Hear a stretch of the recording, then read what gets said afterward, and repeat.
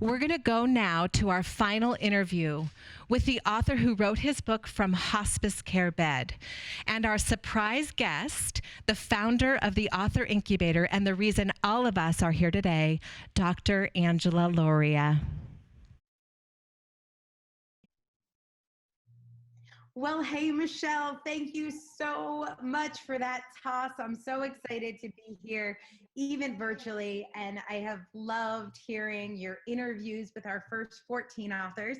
And as promised, I am here with a surprise, author number 15, my cousin, Michael G. Giovanni Jr. Mike, say hi to everybody. Hi, everybody. I am so excited you're here and you are going to get to share with our amazing audience a little bit about your book, Going Home, Saying Goodbye with Grace and Joy When Your Time is Short.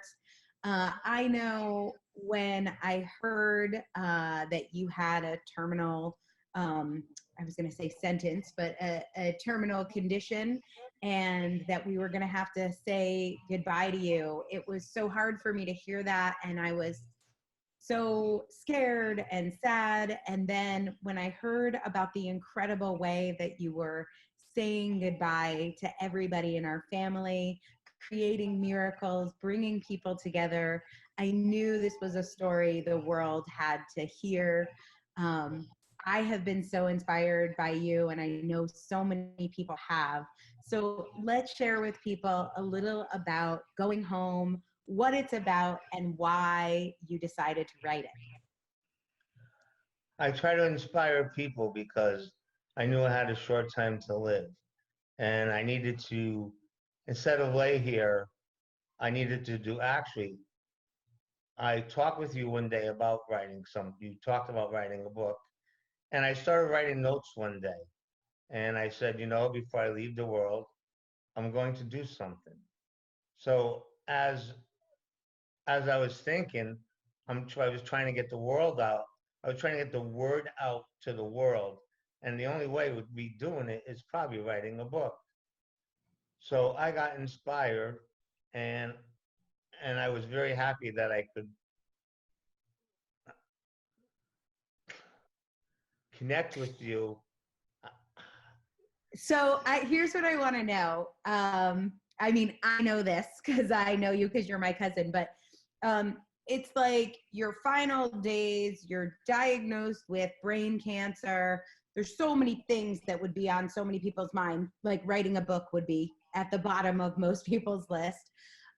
Is it that you are a writer, a natural writer? You've written lots of books. You had a career in writing that you knew that's what you would do with your final days? Well, to be honest with you, I talk a lot. So that kind of gave me why I need to.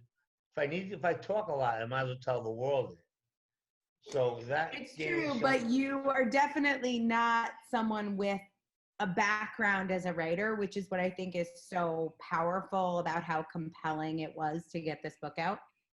Correct. But gave me inspiration so I can tell a lot of people at one time. And actually, the whole summer flew by because this book took a while to write.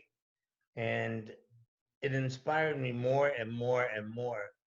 And it made me bring up a lot of things that in life that happened, bring friendships back together. And it also made me think of a lot of great things in life that I never shared with anybody in the world, including my family. So this was the perfect opportunity to write the book and to get the world out, to get the word out not to 10 people, but to the world. Yeah. Also, I experienced a lot of supernatural things that I never understood, that I would try to share with people because they would say, wow, this happened to me, but they didn't understand it. As far as the Holy Spirit speaking to you, when you're thinking it's psychic. When things happen to you, God does lift your heart sometimes, and you are sometimes when you pray, you're actually up in the lights of heaven where you feel the comfort and the joy. And a lot of people don't understand that.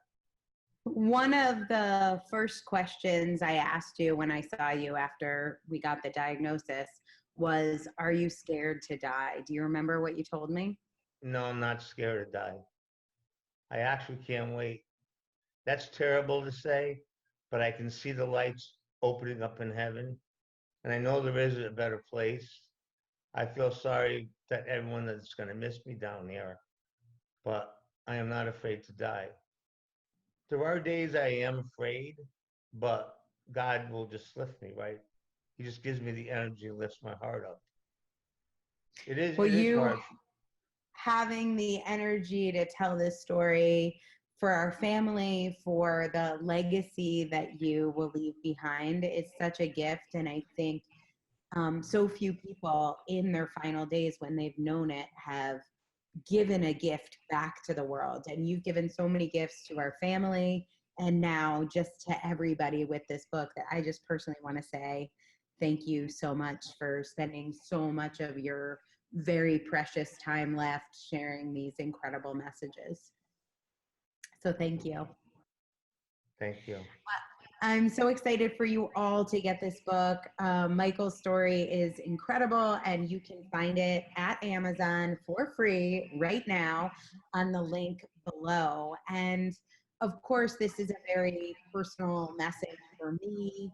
I'm excited for you all to read it. But with all of our books, all 15 authors you've met today, our books are about making the world a better place, about bringing hope and healing and transformation and love and light to every corner and every problem.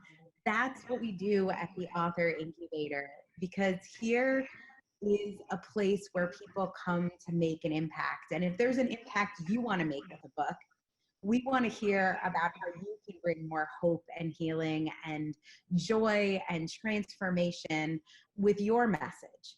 Just go to theauthorincubator.com/apply. It's theauthorincubator.com/apply. Tell us about the impression you would want to leave with your book in the way Michael has all left this incredible gift for us, for our family, and for all of his readers. That's what we do here at the Author Incubator. We're changing the world One one book book at a at a time. time.